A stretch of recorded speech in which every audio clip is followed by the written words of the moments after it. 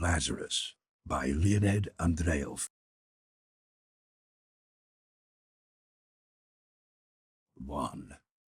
When Lazarus rose from the grave after 3 days and nights in the mysterious thraldom of death and returned alive to his home, it was a long time before anyone noticed the evil peculiarities in him that were later to make his very name terrible. His friends and relatives were jubilant that he had come back to life. They surrounded him with tenderness. They were lavish of their eager attentions, spending the greatest care upon his food and drink and the new garments they made for him. They clad him gorgeously in the glowing colors of hope and laughter, and when, arrayed like a bridegroom, he sat at table with them, ate again and drank again, they wept fondly and summoned the neighbors to look upon the man miraculously raised from the dead. The neighbors came and were moved with joy. Strangers arrived from distant cities and villages to worship the miracle. They burst into stormy exclamations and buzzed around the house of Mary and Martha like so many bees. That which was new in Lazarus's face and gestures they explained naturally, as the traces of his severe illness and the shock he had passed through. It was evident that the disintegration of the body had been halted by a miraculous power, but that the restoration had not been complete, that death had left upon his face and body the effect of an artist's unfinished sketch seen through a thin glass. On his temples, under his eyes, and in the hollow of his cheeks lay a thick, earthy blue. His fingers were blue too, and under his nails, which had grown long in the grave, the blue had turned livid. Here and there on his lips and body the skin blistered in the grave had burst open and left reddish glistening cracks as if covered with a thin glassy slime. And he had grown exceedingly stout. His body was horribly bloated and suggested the fetid damp smell of putrefaction. But the cadaverous heavy odor that clung to his burial garments and, as it seemed, to his very body, soon wore off, and after some time the blue of his hands and face softened and the reddish cracks of his skin smoothed out, though they never disappeared completely. Such was the aspect of Lazarus in his second life. It looked natural only to those who had seen him buried. Not merely Lazarus's face, but his very character, it seemed, had changed, though it astonished no one and did not attract the attention it deserved. Before his death, Lazarus had been cheerful and careless, a lover of laughter and harmless jest. It was because of his good humor, pleasant and equable, his freedom from meanness and gloom, that he had been so beloved by the master. Now he was grave and silent. Neither he himself jested nor did he laugh at the jests of others, and the words he spoke occasionally were simple, ordinary, and necessary words, words as much devoid of sense and depth as are the sounds with which an animal expresses pain and pleasure, thirst and hunger. Such words a man may speak all his life, and no one would ever know the sorrows and joys that dwelt within him. Thus it was that Lazarus sat at the festive table among his friends and relatives, his face the face of a corpse over which for 3 days death had reigned in darkness, his garments gorgeous and festive, glittering with gold, bloody red and purple, his mane heavy and silent. He was horribly changed and strange, but as yet undiscovered. In high waves, now mild, now stormy, the festivities went on around him. Warm glances of love caressed his face, still cold with the touch of the grave, and a friend's warm hand patted his bluish heavy hand. And the music played joyous tunes mingled of the sounds of the tympanium, the pipe, the zither, and the dulcimer. It was as if bees were humming, locusts buzzing, and birds singing over the happy home of Mary and Martha. 2. Someone recklessly lifted the veil. By one breath of an uttered word he destroyed the serene charm and uncovered the truth in its ugly nakedness. No thought was clearly defined in his mind when his lips smilingly asked, "Why do you not tell us, Lazarus? What was there?" And all became silent, struck with the question. Only now it seemed to have occurred to them that for 3 days Lazarus had been dead, and they looked with curiosity awaiting an answer. But Lazarus remained silent. You will not tell us?" wondered the inquirer. "Is it so terrible there?" Again his thought lagged behind his words. Had it preceded them, he would not have asked the question, for at the very moment he uttered it, his heart sank with a dread fear. grew restless. They awaited the words of Lazarus anxiously, but he was silent, cold, and severe, and his eyes were cast down. And now, as if for the first time, they perceived the horrible bluishness of his face and the loathsome corpulence of his body. On the table, as if forgotten by Lazarus, lay his livid blue hand, and all eyes were riveted upon it as though expecting the desired answer from that hand. The musicians still played. Then silence fell upon them too, and the gay sounds died down as scattered coals are extinguished by water. The pipe became mute, and the ringing tympanum and the murmuring dulcimer, and as though a chord were broken, as though a song itself were dying, the zither echoed a trembling, broken sound. Then all was quiet. "You will not?" repeated the inquirer, unable to restrain his babbling tongue. Silence reigned, and the livid blue hand lay motionless. It moved slightly, and the company sighed with relief and raised their eyes. Lazarus, risen from the dead, was looking straight at them, embracing all with one glance, heavy and terrible. This was on the third day after Lazarus had arisen from the grave. Since then many had felt that his gaze was the gaze of destruction, but neither those who had been forever crushed by it, nor those who in the prime of life, mysterious even as death, had found the will to resist his glance, could ever explain the terror that lay immovable in the depths of his black pupils. He looked quiet and simple. One felt that he had no intention to hide anything, but also no intention to tell anything. His look was cold, as of one who is entirely indifferent to all that is alive, and many careless people who pressed around him and did not notice later learned with wonder and fear the name of this stout, quiet man who brushed against them with his sumptuous, gaudy garments. The sun did not stop shining when he looked. Neither did the fountain cease playing, and the eastern sky remained cloudless and blue as always. But the man who fell under his inscrutable gaze could no longer feel the sun, nor hear the fountain, nor recognize his native sky. Sometimes he would cry bitterly, sometimes tear his hair in despair and madly call for help. But generally it happened that the men thus stricken by the gaze of Lazarus began to fade away, listlessly and quietly, and pass into a slow death, lasting many long years.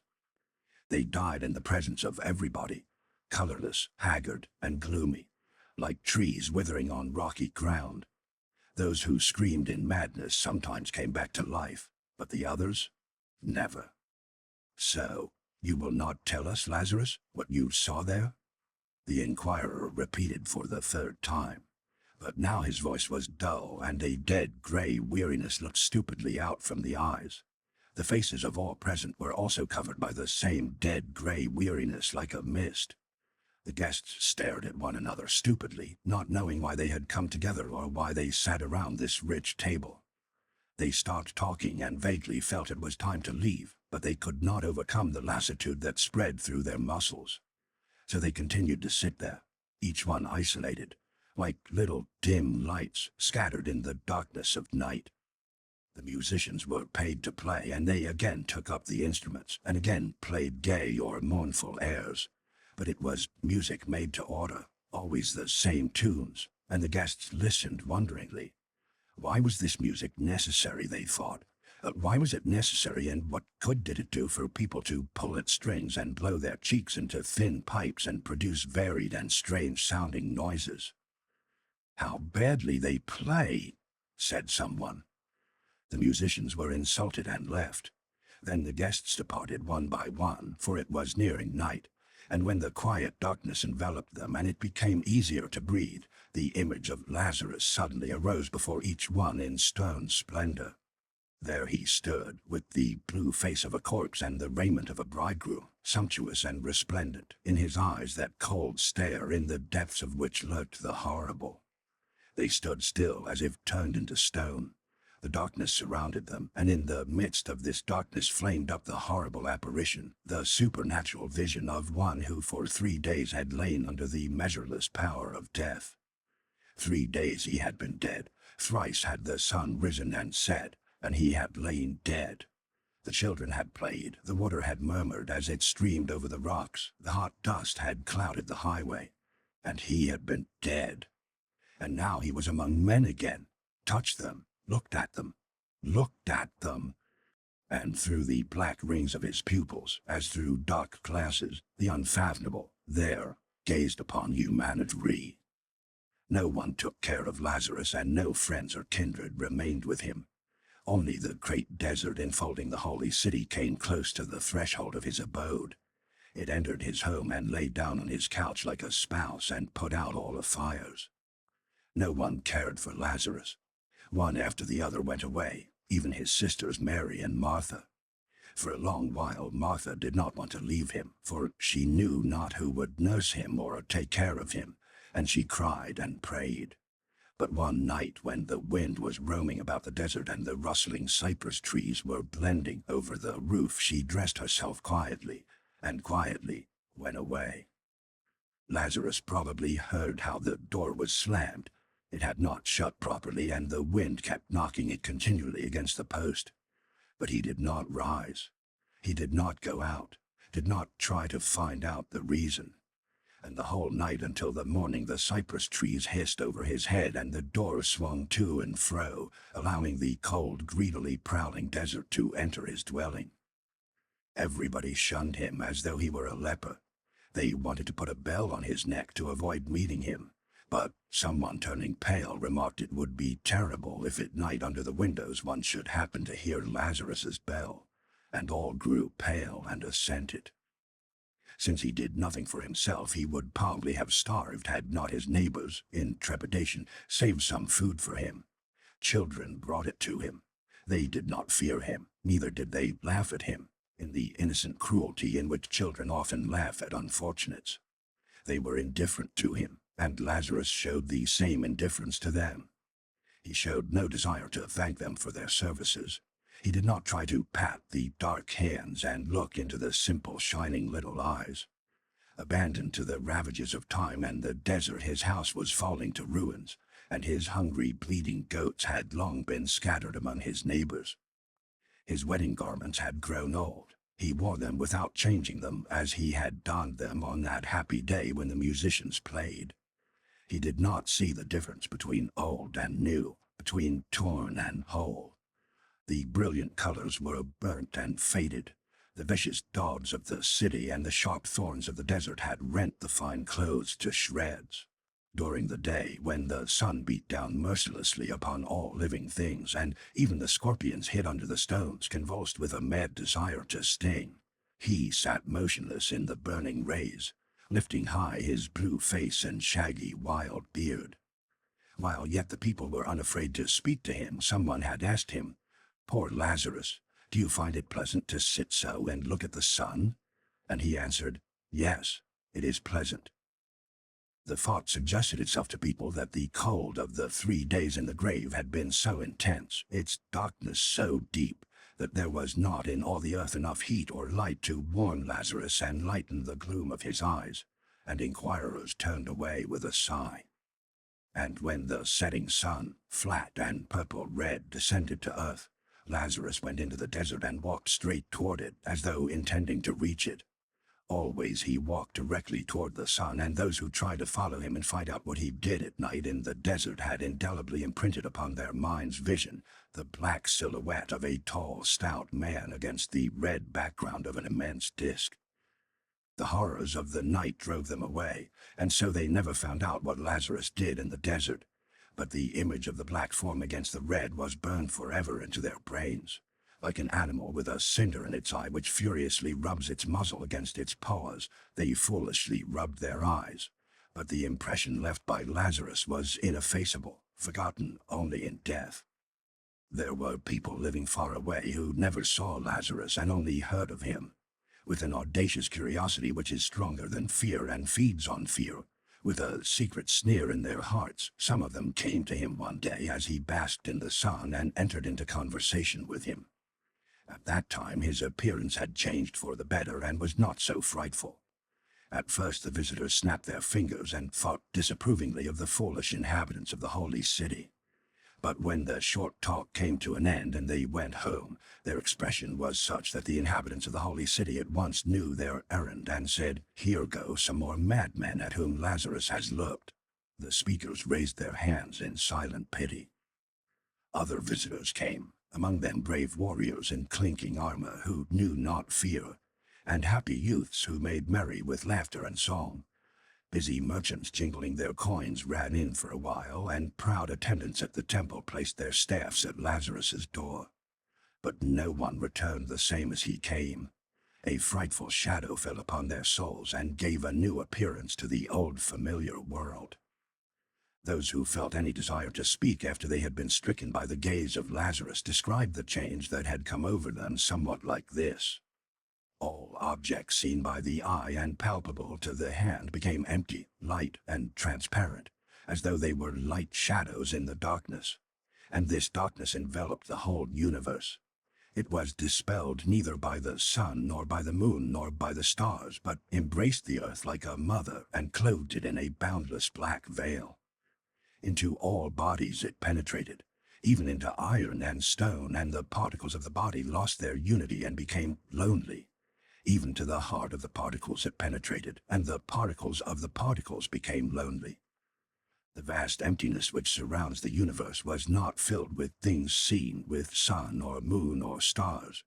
It stretched boundless, penetrating everywhere, disuniting everything, body from body, particle from particle. In emptiness the trees spread their roots, themselves empty. In emptiness rose phantom temples, palaces, and houses, all empty. And in the emptiness moved restless man, himself empty and light, like a shadow. There was no more a sense of time. The beginning of all things and their end merged into one.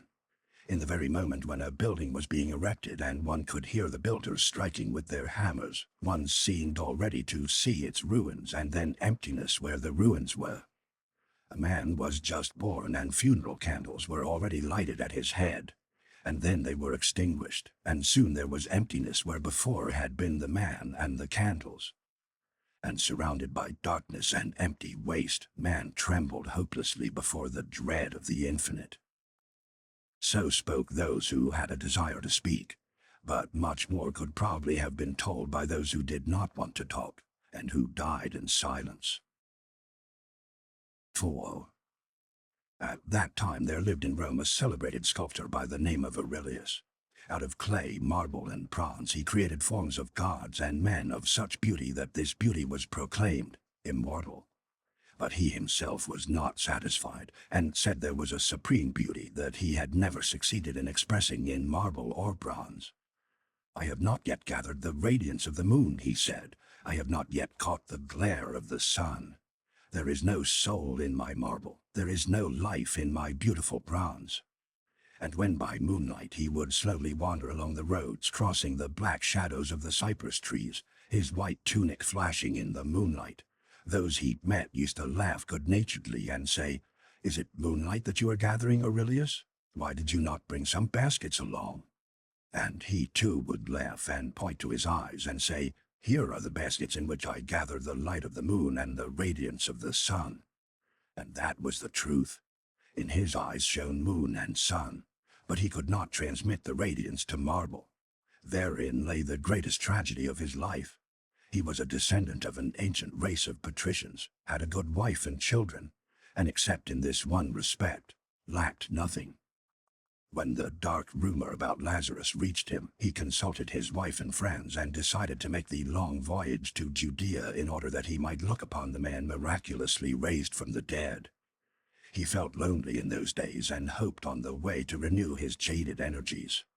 What they had told him about Lazarus did not frighten him. He had meditated much upon death. He did not like it, nor did he like those who tried to harmonize it with life. On this side, beautiful life. On the other, mysterious death, he reasoned. And no better lot could befall a man than to live, to enjoy life and the beauty of living. And he already had conceived a desire to convince Lazarus of the truth of this view, and to return his soul to life, even as his body had been returned. This task did not appear impossible, for the reports about Lazarus, fearsome and strange as they were, did not tell the whole truth about him, but only carried a vague warning against something awful. Lazarus was getting up from a stone to follow in the path of the setting sun on the evening when the rich Roman, accompanied by an armed slave, approached him, and in a ringing voice called to him, "Lazarus!" Lazarus saw a proud and beautiful face made radiant by fame and white garments and precious jewels shining in the sunlight. The ruddy rays of the sun lent to the head and face a likeness to dimly shining bronze. That was what Lazarus saw. He sank back to his seat obediently and wearily lowered his eye. "It is true you are not beautiful, my poor Lazarus," said the Roman quietly, playing with a gold chain. "You are even frightful, my poor friend, and death was not lazy the day when you so carelessly fell into its arms. But you are as fat as a barrel, and fat people are not bad, as the great Caesar said. I do not understand why people are so afraid of you.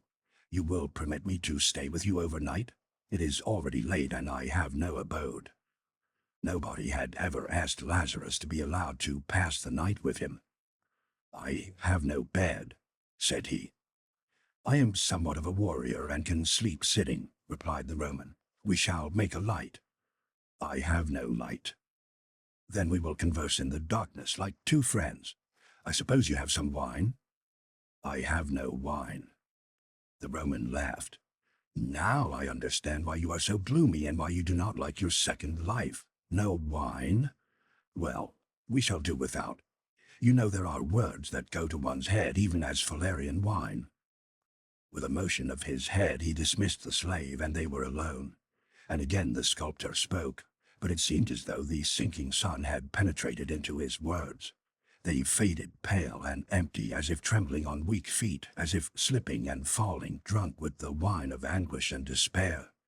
And black chasms appeared between the two men, like remote hints of vast emptiness and vast darkness. "Now, I am your guest, and you will not ill-treat me, Lazarus," said the Roman. "Hospitality is binding even upon those who have been 3 days dead. 3 days, I am told, you were in the grave. It must have been cold there. And it is from there that you have brought this bad habit of doing without light and wine. I like light. It gets dark so quickly here. Your eyebrows and forehead have an interesting line, even as the ruins of castles covered with the ashes of an earthquake. But why in such strange, ugly clothes? I have seen the bridegrooms of your country. They wear clothes like that, such ridiculous clothes, such awful garments. Are you a bridegroom?" Already the sun had disappeared. A gigantic black shadow was approaching fast from the west, as if prodigious bare feet were rustling over the sand, and the chill breezes stole up behind. "In the darkness you seem even bigger, Lazarus, as though you had grown stouter in these few minutes. Do you feed on darkness, perchance? And I would like a light, just a small light, just a small light. And I'm cold. The nights here are so barbarously cold. If it were not so dark, I should say that you are looking at me, Lazarus. Yes, it seems you are looking. You are looking. You are looking at me, I feel it. Now you are smiling." The night had come, and a heavy blackness filled the air.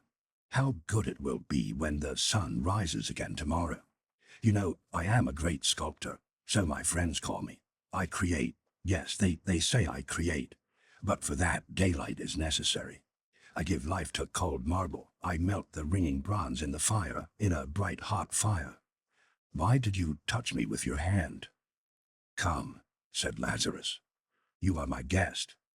And they went into the house, and the shadows of the long evening fell on the earth. The slave at last grew tired waiting for his master, and when the sun stood high he came to the house, and he saw directly under its burning rays Lazarus and his master sitting close together. They looked straight up, and were silent. The slave wept and cried aloud, "Master, what ails you, master?" The same day Aurelius left for Rome. The whole way he was thoughtful and silent, attentively examining everything, the people, the ship, and the sea, as though endeavoring to recall something. On the sea a great storm overtook them, and all the while Aurelius remained on deck and gazed eagerly at the approaching and falling waves. When he reached home his family were shocked at the terrible change in his demeanor, but he calmed them with the words, "I have found it." In the dusty clothes in which he had worn during the entire journey and had not changed, he began his work, and the marble ringingly responded to the resounding blows of the hammer. Long and eagerly he worked, admitting no one. At last one morning he announced that the work was ready and gave instructions that all his friends and the severe critics and judges of art be called together. Then he donned gorgeous garments, shining with gold, glowing with the purple of the bison. "Here is what I have created," he said thoughtfully. His friends looked, and immediately the shadow of deep sorrow covered their faces.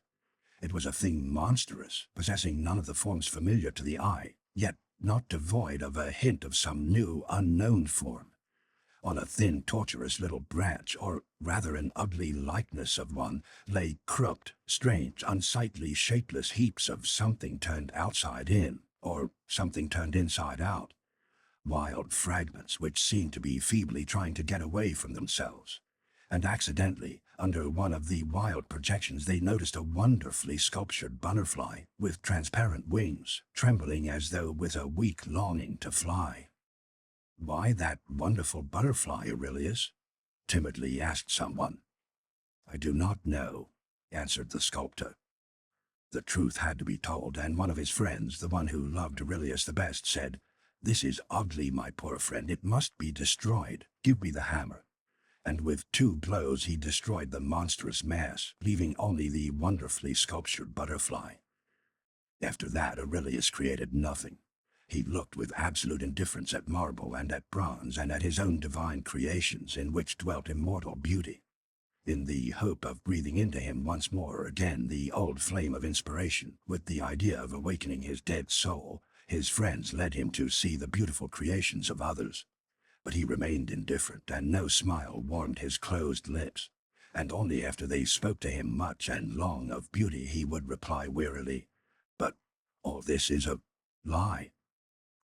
And in the daytime, when the sun was shining, he would go into his rich and beautifully laid-out garden, and finding a place where there was no shadow, would expose his bare head and his dull eyes to the glitter and burning heat of the sun.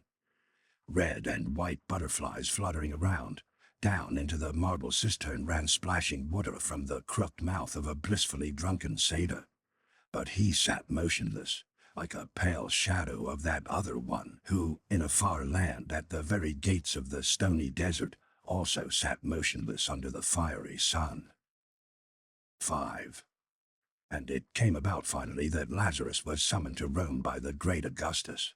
They dressed him in gorgeous garments, as though it had been ordained that he was to remain a bridegroom to an unknown bride until the very day of his death. It was as if an old coffin, rotten and falling apart, were re-gilded over and over, and gay tassels were hung on it. And solemnly they conducted him in gala attire, as though in truth it were a bridal procession. The runners loudly sounding the trumpet that the way be made for the ambassadors of the emperor. But the roads along which he passed were deserted. His entire native land cursed the execrable name of Lazarus, the man miraculously brought to life, and the people scattered at the mere report of his horrible approach. The trumpeters blew lonely blasts, and only the desert answered with a dying echo. Then they carried him across the sea on the saddest and most gorgeous ship that was ever mirrored in the azure waves of the Mediterranean. There were many people aboard, but the ship was silent and still as a coffin, and the water seemed to moan as it parted before the short curved prow. Lazarus sat lonely, baring his head to the sun and listening in silence to the splashing of the waters.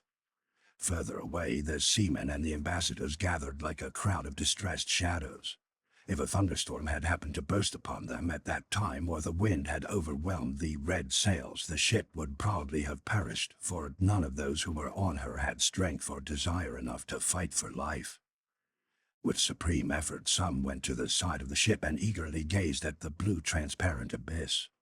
Perhaps they imagined they saw a naiad flashing a pink shoulder through the waves, or an insanely joyous and drunken centaur galloping by, splashing up the water with his hooves. But the sea was deserted and mute, and so was the watery abyss. Listlessly, Lazarus set foot on the streets of the eternal city, as though all its riches, all the majesty of its gigantic edifices, all the luster and beauty and music of refined life were simply the echo of the wind in the desert, or the misty images of hot running sand. Chariots whirled by, the crowd of strong, beautiful, haughty men passed on, builders of the eternal city and proud partakers of its life. Songs rang out, fountains laughed, pearly laughter of women filled the air, while the drunkard philosophized and the sober one smilingly listened. Horseshoes rattled on the pavement, and surrounded on all sides by glad sounds, a fat, heavy man moved through the center of the city like a cold spot of silence, sowing in his path grief, anger, and vague, carking distress. Who dared to be sad in Rome? Indignantly demanded frowning citizens. And in 2 days the swift-tongued Rome knew of Lazarus, the man miraculously raised from the grave, and timidly evaded him. There were many brave men ready to try their strength, and at their senseless call Lazarus came obediently. The emperor was so engrossed with state affairs that he delayed receiving the visitor, and for 7 days Lazarus moved among the people. A jovial drunkard met him with a smile on his red lips. "Drink, Lazarus, drink," he cried. "Would not Augustus laugh to see you drink?" And naked, besotted women laughed and decked the blue hands of Lazarus with rose leaves. But the drunkard looked into the eyes of Lazarus, and his joy ended forever. Thereafter he was always drunk. He drank no more, but was drunk all the time, shadowed by fearful dreams instead of the joyous reveries that wine gives. Fearful dreams became the food of his broken spirit. Fearful dreams held him day and night in the bits of monstrous fantasy, and death itself was no more fearful than the apparition of its fierce precursor. Lazarus came to a youth and his lass who loved each other and were beautiful in their love. Proudly and strongly holding in his arms his beloved one, the youth said with gentle pity, "Look at us, Lazarus, and rejoice with us. Is there anything stronger than love?" And Lazarus looked at them, and their whole life they continued to love one another, but their love became mournful and gloomy, even as those cypress trees over the tombs that feed their roots on the putrescence of the grave, and strive in vain in the quiet evening hour to touch the sky with their pointed tops. Hurled by fathomless life forces into each other's arms, they mingled their kisses with tears, their joy with pain, and only succeeded in realizing the more vividly a sense of their slavery to the silent nothing. Forever united, forever parted, they flashed like sparks, and like sparks they went out in boundless darkness. Lazarus came to a proud sage, and the sage said to him, "I already know all the horrors that you may tell me, Lazarus. With what else can you terrify me?" Only a few moments passed before the sage realized that the knowledge of the horrible is not the horrible, and that the sight of death is not death. And he felt that in the eyes of the infinite wisdom and folly are the same, for the infinite knows them not, and the boundaries between knowledge and ignorance, between truth and falsehood, between top and bottom, faded, and his shapeless thought was suspended in emptiness. Then he grasped his gray head in his hands and cried out insanely, "I cannot think, I cannot think!"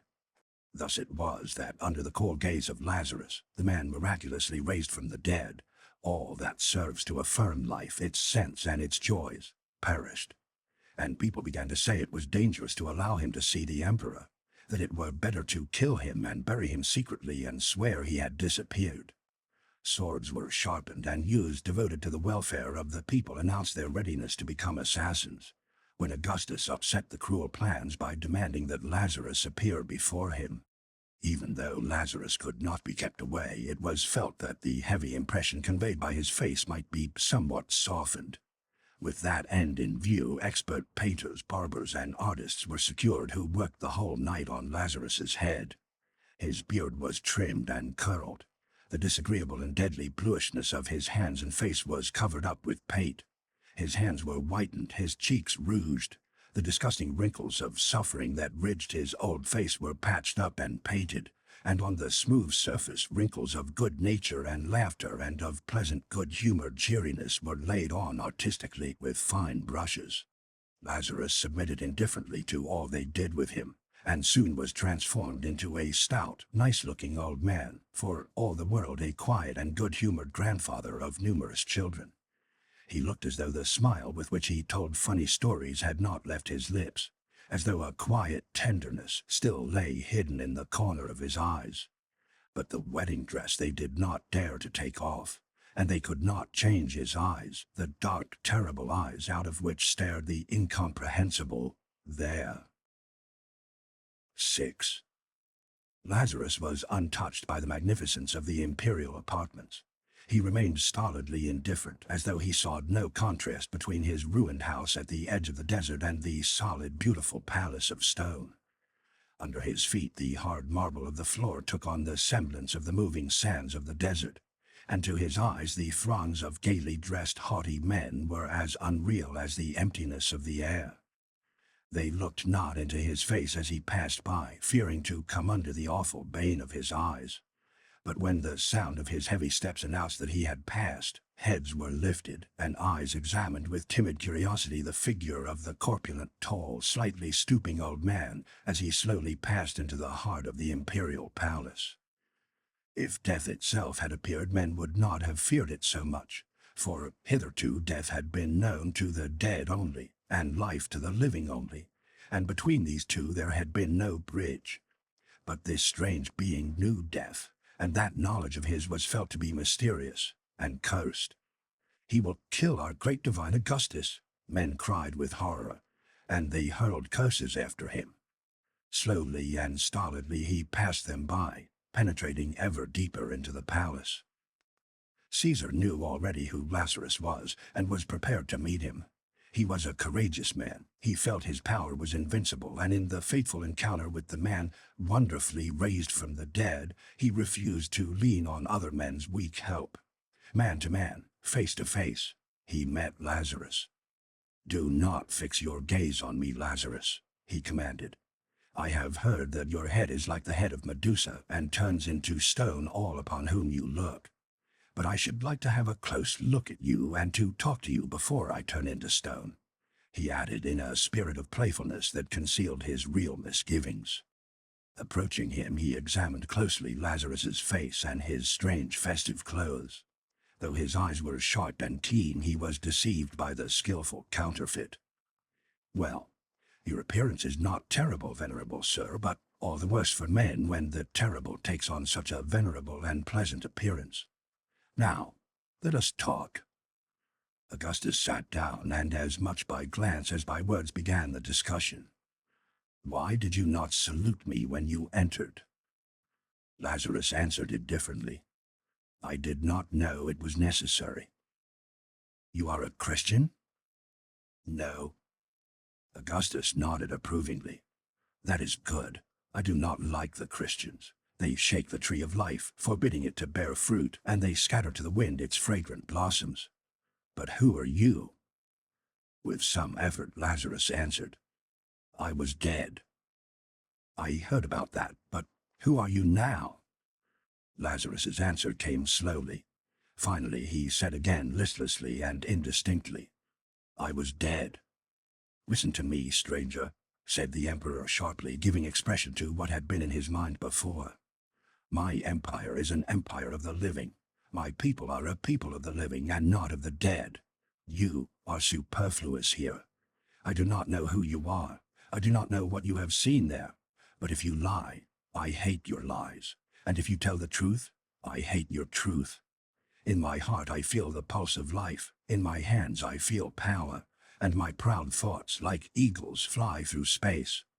Behind my back, under the protection of my authority, under the shadows of laws I have created, men live and labor and rejoice. Do you hear this divine harmony of life? Do you hear the war cry that men hurl into the face of the future, challenging it to strife?"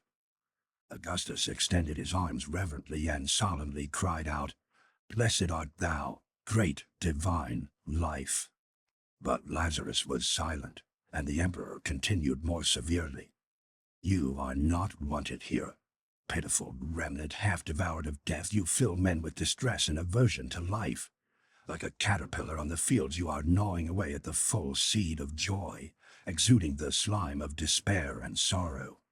Your truth is like a rusted sword in the hands of a night assassin, and I shall condemn you to death as an assassin. But first I want to look into your eyes. Mayhap only cowards fear them, and brave men are spurred on to struggle and victory.